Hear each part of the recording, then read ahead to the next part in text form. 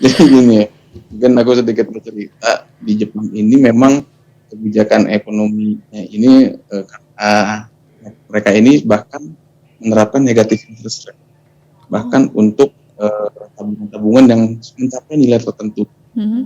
Efeknya apa? Orang-orang Jepang ini lebih sering menghabiskan uangnya itu daripada mereka habiskan tabungan, mereka investasikan.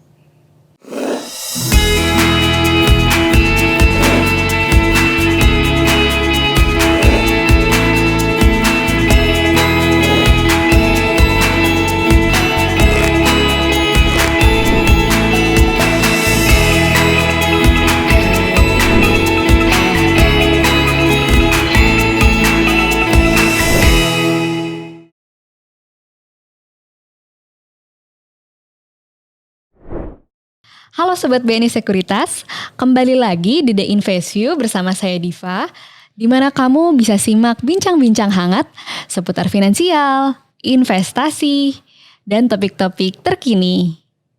Oke, Sobat BNI Sekuritas, hari ini kita akan berbincang-bincang dengan salah satu temanku yang tinggal di Jepang. Nah, speaking of Jepang nih, Jepang kan identik dengan budayanya, makanannya, teknologinya, sampai animenya nih. Siapa nih salah satu di antara kalian nih yang suka nonton anime Jepang? Hari ini kita berkesempatan untuk ngobrol-ngobrol seru bareng salah satu temanku yang bekerja dan tinggal di Tokyo, Jepang, yaitu Mas Romi. Mas Romi dari BNI Tokyo. Halo Mas Romi. Halo Mbak Diva. Gimana kabarnya Mas?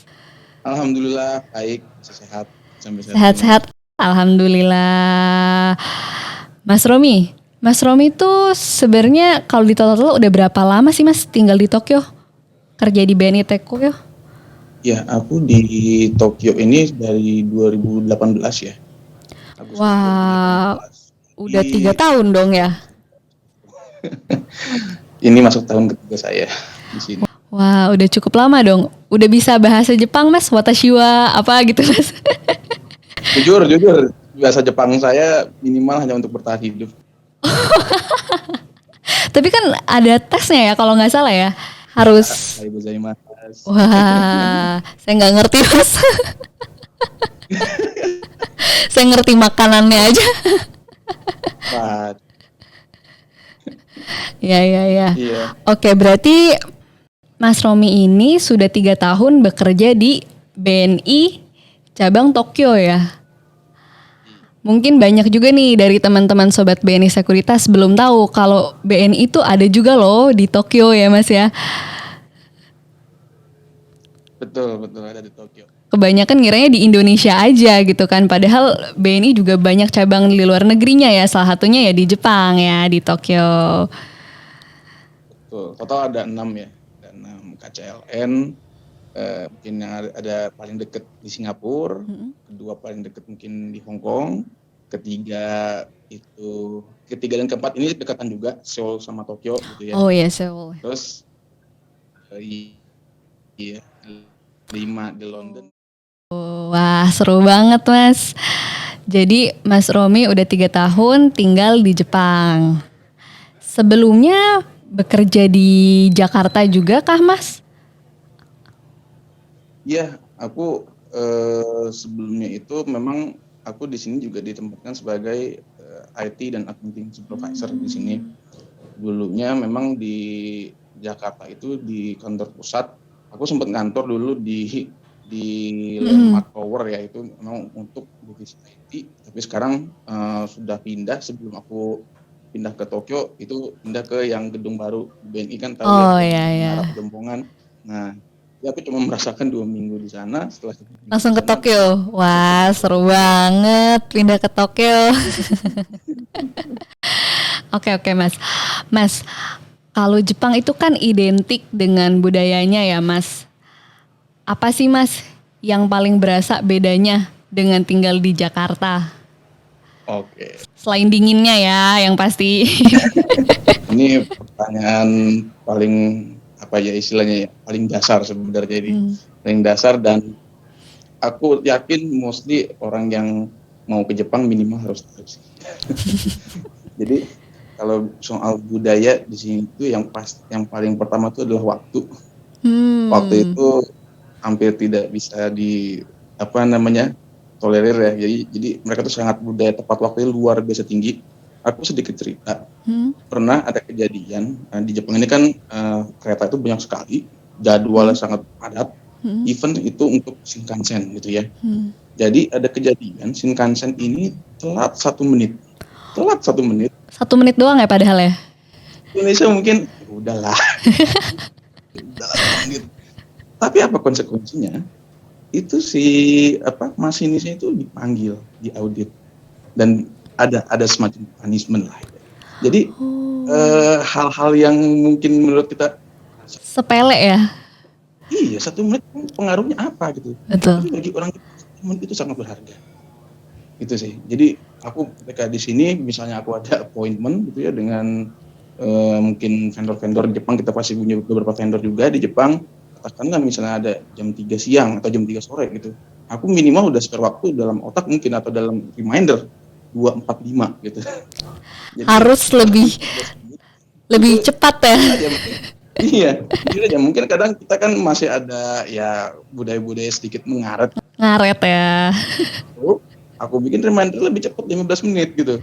Jadi aku sudah merasa telat ketika aku sudah jam 2.40 gitu kan. Padahal ketika nyampe, jam 3 sebenarnya masih aman. Padahal masih aman ya sebenarnya. Dan banyak hal lain lah, mungkin dari segi kedisiplinan, kebersihan, dan yang paling penting juga itu kejujuran sih di sini. Oke. Mas Romi, tadi kan Mas Romi cerita nih soal budayanya di Jepang yang disiplin, tepat waktu dan sebagainya ya. Bahkan Jepang itu identik juga katanya dengan budaya hardworkingnya nih. Bahkan kayak aku pernah baca nih di artikel kalau para pekerja di Jepang tuh pulangnya nggak sampai malam, itu tuh kayak ada rasa malu gitu, gengsi kali ya, kayak kurang kerja keras gitu kayaknya. Nah, gimana sih Mas seorang bankers Indonesian bankers nih, Mas Romi menghadapi hal tersebut? Oke, ya memang aku tidak pungkiri berita itu valid adanya. Sering sekali aku melihat berita-berita juga di Jepang, local news itu, bahkan di zaman pandemi aja yang mostly orang itu sudah diarahkan untuk from home, masih ada saja yang memang orang itu lebih senang kerja di kantor gitu ya, bahkan sampai pulang malam. Tapi satu hal yang sedikit unik di Jepang itu masalah terkaitnya dengan networking. Mungkin kalau di Indonesia kita melihat orang tidur saat kerja itu disangka wah ini orang kayak kurang energi atau pemalas bagaimana. Tapi ternyata di Jepang itu yang tidur saat bekerja itu dihargai. Oh gitu ya? Ya, sehingga kenapa? Kalau kita lihat ada di public transport seperti kereta, bis gitu ya, itu banyak sekali peringatan dilarang berisik, keep silence. Jadi sering juga aku lihat orang tidur karena mereka saking menghargainya orang-orang yang bekerja keras hingga kelelahan ketiduran. Jadi memanfaatkan waktu luang sesedikit mungkin dengan tidur gitu ya? Iya, saya kira di public transport itu sudah dibanyakan gitu, karena artinya orang yang udah pulang lagi di public transport yang mungkin habis bekerja keras, mereka butuh istirahat, tidur, menghemat waktu, ya itulah di situ gitu, saat di public transport gitu. Padahal ini mengenai undang-undang sedikit menyinggung undang-undang tenaga kerja gitu ya. Kita ini cabang Tokyo ini BNI gitu ya, tetap harus mematuhi kan ya undang-undang kerjaan yang berlaku di sini gitu. Itu dibatasin gitu. Jadi sebenarnya kalau sesuai aturan perusahaan itu tidak boleh mempekerjakan orang itu lebih dari waktunya. Artinya saking Jepang itu sekarang mau mengurangi budaya yang hardworking, bahkan sampai ada yang kematian. Oh gitu, gila. Sangat ini ya, pekerja keras sekali ya gitu ya. Orang-orang di sana ya luar biasa ya. Iya, karena mereka komit sekali. Mereka once mereka komit akan seterusnya sampai selesai pekerjaan. Iya iya iya luar biasa ya. Sedangkan kalau di Indonesia kan wah udah jam segini pulang deh kayak gitu kan ya orang-orang ya. Besok aja lagi kerjainnya gitu kan. Kalau bisa dikejar besok kenapa harus hari ini? Bener. Aduh, mungkin budaya-budaya kayak gitu yang di Indonesia yang nggak ditemuin ya kalau di BNI Tokyo ya, betul betul. Oke oke oke, seru banget nih Mas. Oh ya Mas, Mas Romi ini berarti kan ditempatkan di BNI Tokyo, tinggalnya di Tokyo juga dong Mas? Oh iya, kita kalau home staff memang pasti tinggal deketan ya, karena mostly kita nih kadang kalau pergi ke suatu acara atau kadang pergi ke kantor itu biar titik jemput antar tuh deket gitu. Ya ya ya, oke. Jadi di Tokyo dan agak berdekatan. Nah Tokyo sendiri itu kan terkenal kota yang padat nih, padat banget. Kota yang padat dan sibuk gitu ya Mas ya. Kalau di internet tuh terkenalnya yang kalau kalau di persimpangan di zebra cross penuh banget orang jalan kaki mau nyebrang gitu kan kalau di Tokyo ya. Coba cari keyword Shibuya crowded crossing street, Wah itu most crowded crossing street ever in Japan, Shibuya. busiest crossing street ya. Ya ya. Nah Mas, dengan kepadatan kota Tokyo ini terkenal juga bahwa living cost-nya mahal. Ya kan, bahkan banyak juga apa ya tempat tinggal, flat, apartemen segala macam yang mini banget gitu di Tokyo gitu ya Mas. Pasti dong Mas Romi yang sebelumnya tinggal di Indonesia, di Jakarta gitu, pas tahun pertama harus beradaptasi gaya hidup dan sebagainya dong ya Mas ya.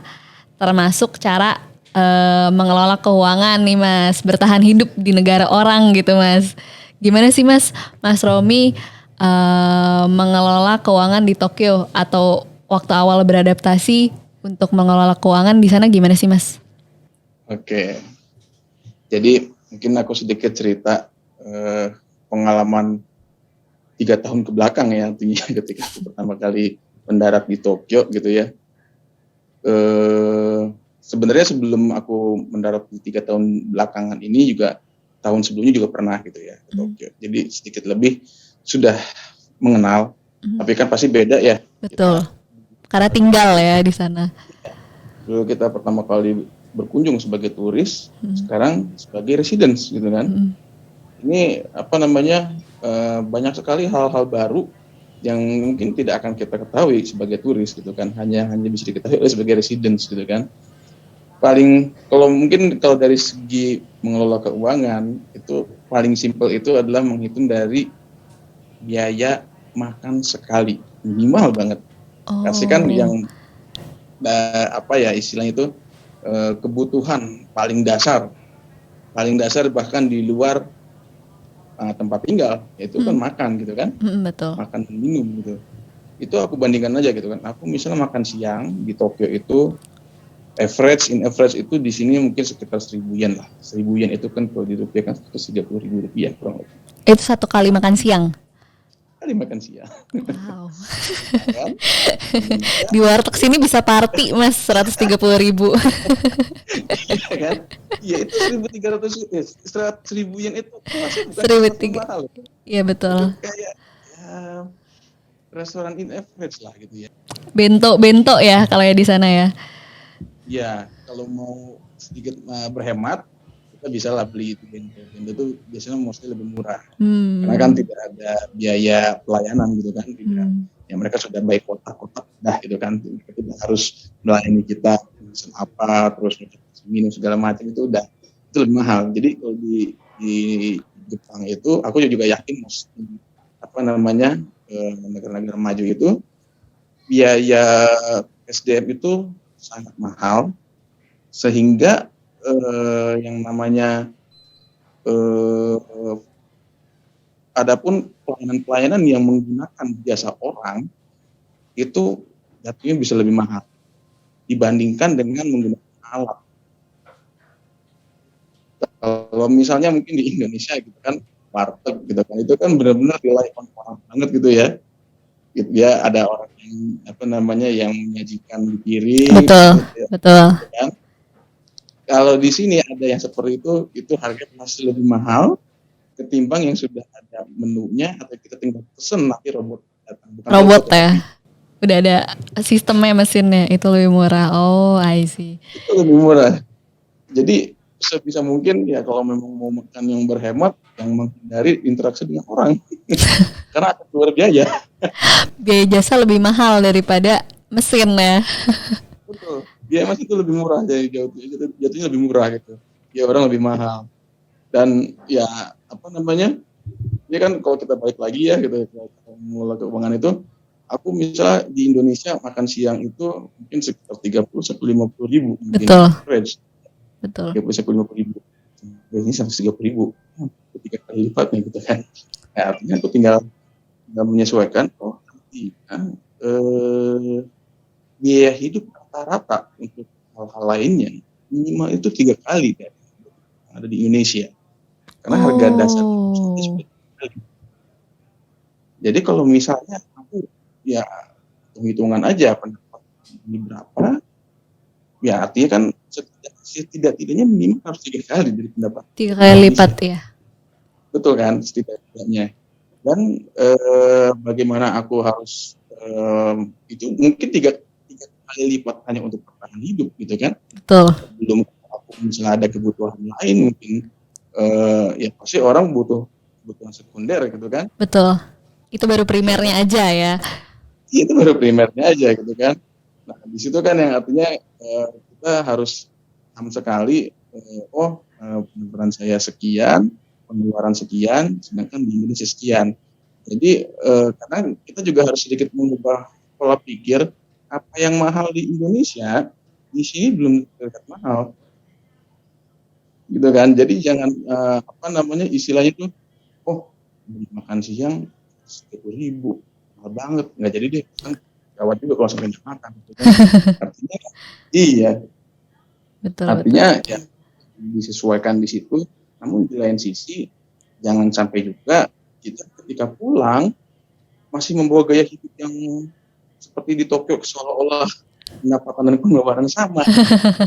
Padahal harganya beda ya kalau di sini. Iya, kita kan tidak selamanya di Jepang kan, Iya, tidak betul. selamanya. Jadi nah kaitannya masih adalah bagaimana kita harus make saving gitu kan. Betul. Nah, kita pas pulang itu kita tidak kehabisan gitu, kita masih punya cadangan gitu dan kita masih bisa menyesuaikan. Mungkin Betul, itu ya. betul. Oke, oke, oke, Mas. Jadi kalau Mas Romi yang pasti diutamakan dihitung dulu lah ya buat biaya makan nih kira-kira sekali makan berapa. Barulah setelah itu mengikuti ya biaya hidup dan lain sebagainya. Oke, Mas. Nah, kalau Mas Romi sendiri nih Mas sebagai milenial yang tinggal di Tokyo, bekerja di Tokyo, gimana sih Mas kebiasaan menabung yang dilakukan Mas Tommy, atau mungkin Mas Tommy berinvestasi juga kah gitu? Kebiasaan menabung deh kira-kira gimana Mas?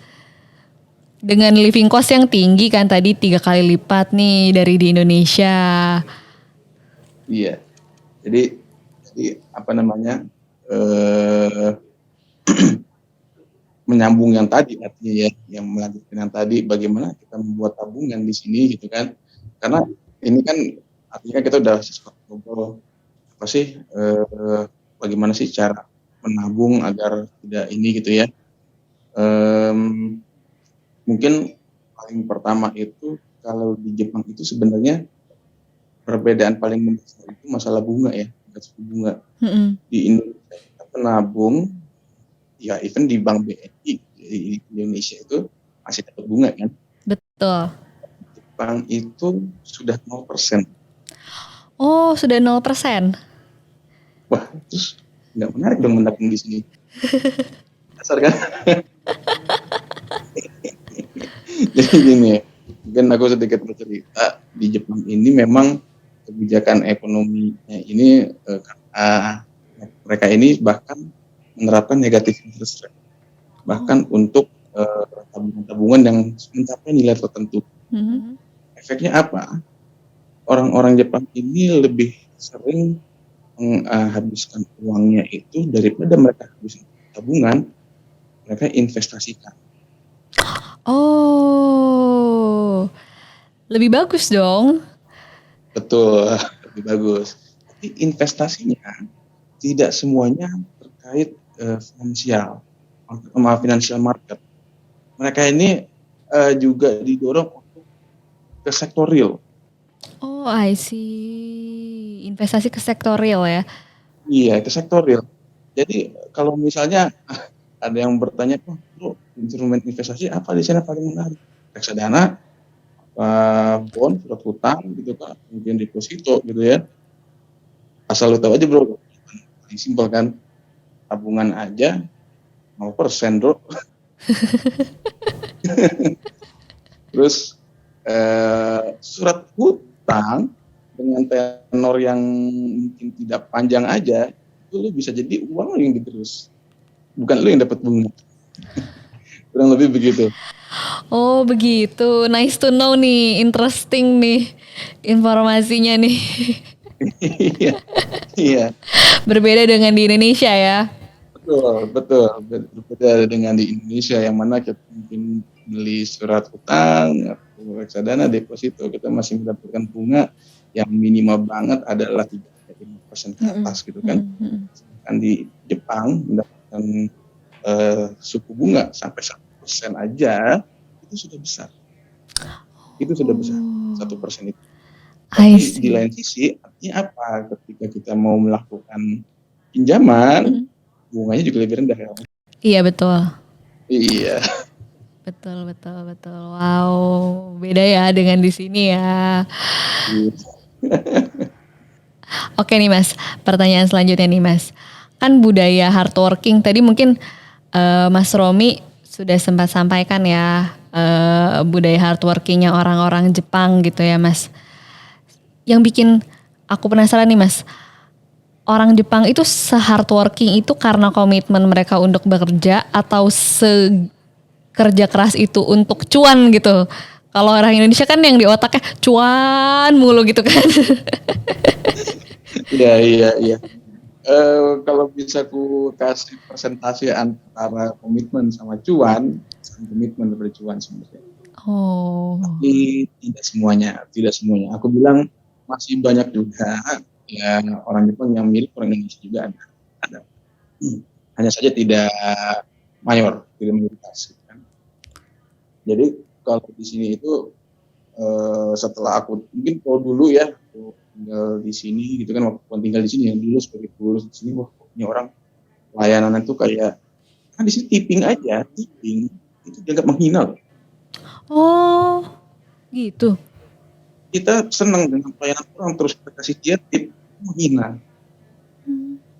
Artinya kan sebegitu kuatnya mereka terhadap pekerjaannya. Betul Betul nggak? betul, luar biasa. Jadi dulu aku sebagai turis, wah kok bisa gitu ya, mereka sebegitu komitmennya sama pekerjaan. Aku sampai diingetin gitu kan sama orang-orang di sini. Tapi bro, lu jangan sembarangan kasih tipping gitu. Mereka bagus itu ada kejadian. Orang Indonesia gitu kan juga tipping.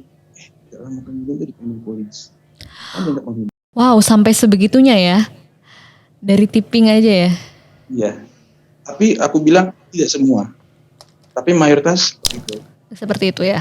Oh. Mas Romi, terakhir nih. Aku penasaran beneran nih. Tadi Mas Romi kan sempat cerita kalau investasinya orang di Jepang mungkin lebih banyak diarahkan ke sektorial ya. Ada nggak sih Mas yang bisa investasi ke industri anime? Kan terkenal dan luar biasa besarnya gitu ya industri anime kalau di Jepang ya. Baik ya kartun lah, komik segala macam, game gitu. Luar biasa besarnya gitu. Ada nggak sih Mas nih? Itu pas banyak ada. Aku belum secara sebesar apa sih gitu pangsa pasar, tapi aku yakin sangat besar. Kenapa? Karena orang Jepang ini ya di balik budayanya yang begitu terlihat rigid gitu ya, mereka ini suka yang namanya hal-hal yang lucu. Oh. Kalau terlihat itu mukanya lucu gitu loh, imut gitu. Kalau di sini nama bahasa Jepang kawaii. Oh, kawaii ya benar. Gitu. Jadi even kayak mereka memberikan suatu informasi di selebaran gitu ya, itu pasti akan ada gambar-gambar yang lucu-lucu ya, kartun-kartunnya.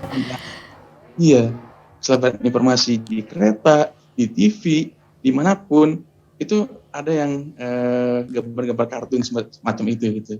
Kita ngeliatnya mungkin awal-awal datang ke sini kayak main-main gitu. Mana semua seperti itu gitu, karena mungkin itu cara paling efektif bagi mereka, bagi orang-orang Jepang ya. Untuk memahami informasi itu gitu kan, misalnya dari pemerintah atau dari apa gitu kan, biar mereka lebih tertarik untuk membaca dan memahami. Oh, ini ada contohnya nih, gambar kartunya nggak boleh seperti ini, nggak boleh seperti itu gitu kan. Jadi aku rasa memang anime itu sangat digemari gitu. Jepang itu bahkan sampai ada orang, ya kalau boleh jujur ya, teater gitu ya, bioskop gitu kan. Kalau di Indonesia kan sih film barat dong ya. Betul. Kayak main gitu kan, atau apa, kayak film-film Marvel itu kan kayaknya lagi banget itu kan, setiap muncul pasti langsung gitu ya. Betul. Tapi di Jepang film itu kalah hit sama Conan. Film box office kalah sama anime ya. Sama Detektif Conan, sama Doraemon, ada kan Doraemon movie, kalah itu. Iya. Sangat wajar kalau misalnya bahkan bukan orang Jepang sendiri yang mau investasikan uangnya di dunia, di industri anime ya. Ya. Ada juga investor luar negeri gitu mau investasikan gitu, di Jepang ini gitu, anjing ini untuk mereka ya cari cuan gitu. Iya, betul. Bagaimanapun industri, saking banyaknya industri di Jepang, persaingan kan. Betul. Setelah satu sisi kan kita juga butuh pemodalan gitu kan. Wah, si pemodalan yang venture ini sudah punya ini agak susah gitu kan. Manfaatkan channelnya dari luar negeri gitu kan, menawarkan gitu kan. Karena kan ya sudah worldwide sekali gitu kan anime Jepang ini kan. Betul. Itu juga sudah ada ya yang menginvestasikan di salah satu industri anime gitu di sini. Itu sangat mungkin sih gitu. Betul. Jadi bisa jadi memang apa ya? Jadi industri yang menarik untuk diinvestasikan gitu ya. Mungkin ya. Betul. Karena memang semua orang tertarik dengan kartun-kartun apa? Kawaii tadi ya kata Mas Romi. Oke Mas. Mbak Diva kalau dulu mungkin Mbak Diva ini mungkin 90s ya harusnya ya. 90s. Soalnya melihat kartun apa namanya, Doraemon, Conan, terus ya Crayon Shinchan, Conan semacam itu ya. Itu kan mereka itu kan dari tahun ke tahun itu kan sebenarnya masih eksis itu kartun itu sampai saat ini. Tapi kalau dilihat grafisnya dari tahun ke tahun itu semakin membaik loh. Dari efek pencahayaan, padahal itu kartun gitu loh. Betul. Betul sekali. Oke. Keren ya Mas ya. Oke Mas Romi, seru banget nih, ternyata emang budaya Jepang itu selain sangat kental dan identik, unik sekali ya Mas ya. Baik dari sisi budaya bekerjanya atau bahkan kehidupan sehari-hari. Tadi yang Mas Romi ceritakan ya, budaya disiplin, tepat waktu dan sebagainya. Termasuk juga budaya investasinya ya yang berbeda ya dengan di Indonesia. Oke. Mas Romi, terima kasih sudah berbagi informasi nih dengan Sobat BNI Sekuritas semua. Seru sekali, menarik sekali informasi yang dibagikan. Terima kasih banyak Mas Romi. Sama Mbak Diva dan teman-teman Sobi ya katanya ya. Sobi kita nanggilnya Mas. Terima kasih kembali Mbak Diva sudah memberikan kesempatan, semoga bermanfaat buat teman-teman yang menonton ini dan menjadi inspirasi juga untuk Baik. mencoba bekerja di Jepang, belajar, tinggal dan sebagainya. Sangat yang jelas ini negara sangat welcome sebenarnya dengan turis, jadi nggak usah ragu. Oke Mas Romi, terima kasih. Untuk Sobi semua, terima kasih sudah menyimak perbincangan hari ini bersama saya Diva dan Mas Romi dari BNI Tokyo. Sobi semua, jangan lupa untuk subscribe YouTube channel dan follow Spotify BNI Sekuritas untuk mendengarkan dan juga menyaksikan video dari The Invest View yang lainnya. Jangan lupa juga untuk follow sosial media BNI Sekuritas, ada di Twitter, Facebook, dan juga Instagram. Oke, sobi semua, terima kasih sudah menyimak The Invest View hari ini. Tetap jaga kesehatan tubuh, tetap jaga kesehatan finansial, tetap berinvestasi, yang pasti berinvestasi bersama BNI Sekuritas. See you Sobi!